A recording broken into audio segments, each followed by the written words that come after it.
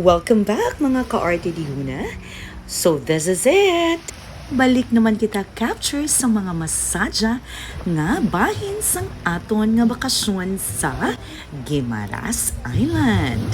Kay tungod gabi na, so hindi madula ang bonfire. Very excited kit ang mga chikiting sa bonfire nga ini. Silang tawan nyo blang kadab-kadab sang kalayo sa tunga sang kagabihon sa kilid sang baybayon.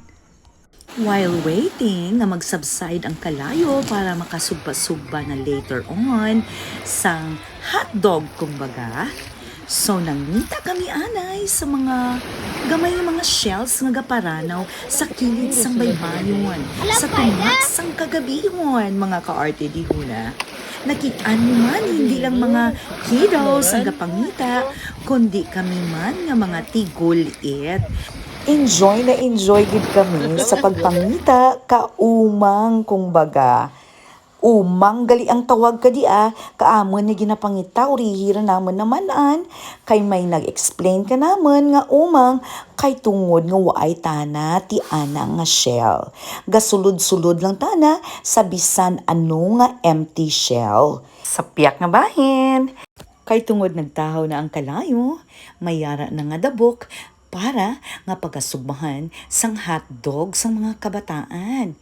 Pero syempre, hindi lang kabataan ang nag-enjoy, kundi kami man tanan. Silang tawa kung ano kami ka-focus sa sugbasang hotdog mga ka-arte Dihuna.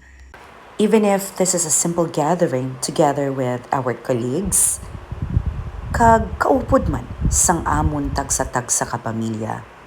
Ang gabi nga ini napuno gid sa pagkikugma kag kasadyahan sa kada isa. Gabi nga mga rason. Sadya sa tabla. Tama ka ikaw? Ano na yung birthday? Ikaw isa? Da? Ito ato eh, nagbawan na po kitang chorizo. Thank you and enjoy watching Arte Dihuna.